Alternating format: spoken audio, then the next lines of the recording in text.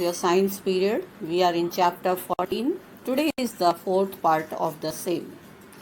Children, yesterday we have been studying about the heating effect of the electric circuit.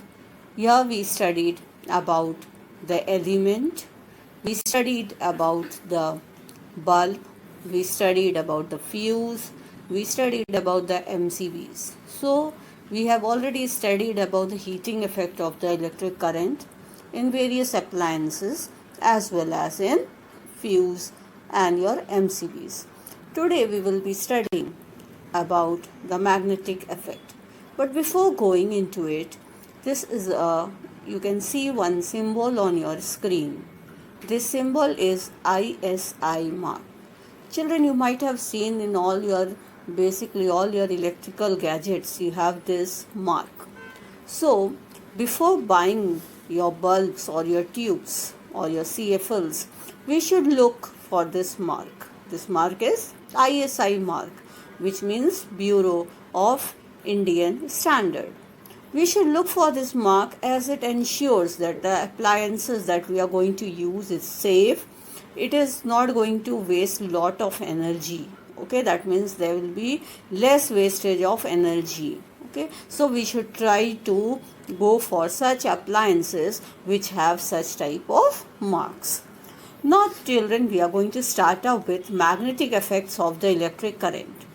When electric current passes through a wire, it behaves like a magnet, and this is called the magnetic effect of electric current. What is electromagnet? So, a current which is carrying a coil of an insulated wire which is wrapped around a piece of iron is called as an electromagnet. Now, we will be for showing that how an electricity is related with your magnet. So for this one, we'll be taking a cardboard tray which is formed from an inside of a matchbox. We will wrap an electric wire on it a few times around the cardboard tray and place a small compass needle inside it. Compass needle means your magnetic compass. Now connect the free end of the wire with an electric cell through a switch. Now note the direction in which the compass of the needle is pointing. When we bring a bar magnet near the compass, the observation is when the switch is in on position and when the current flows through the circuit, the compass needle shows some deflection. As soon as the position of the switch is off, the compass needle comes back to its initial position. Concluding that when the electric current is passed through a wire, it behaves like a magnet. This is called the magnetic effect of the current. Hence, we can say here electric current can be used to make a magnet.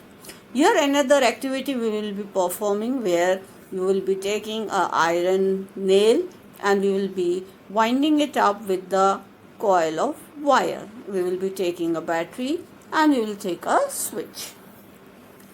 So, activity 14.6, take an iron nail and wrap a number of coils of the wire around it. Then connect the two ends of the wire to a source of electric current and now allow the current to pass through it. The observation is the iron nail behaves like a magnet with its two ends acting north and south. If the iron pin or the clips are brought near to it, it gets attracted towards it. Here, if this is the nail, okay, so what we have done, we have coiled it around, okay, and now when we have joined it to the battery, what is happening is the current flows through it and this nail, it changes to a magnet till with the switch is on. Okay, it is able to pick up the pins. Fine. So now when the switch is off, till the switch is in on position, the nail is behaving like a magnet. Okay, and it is able to lift up the pin. Whereas when it is in off position, the nail becomes non-magnetic and the pins falls down. So this is the observation. What we conclude from it? A magnet is formed by such an arrangement in an electromagnet. Therefore, an electromagnet acts as a magnet as long as an electric current passes through it. And as an electric magnet is a temporary magnet, okay, it is not a permanent one. Since the current is flowing through it, till that time only it remains like a magnet, or it has the properties of a magnet.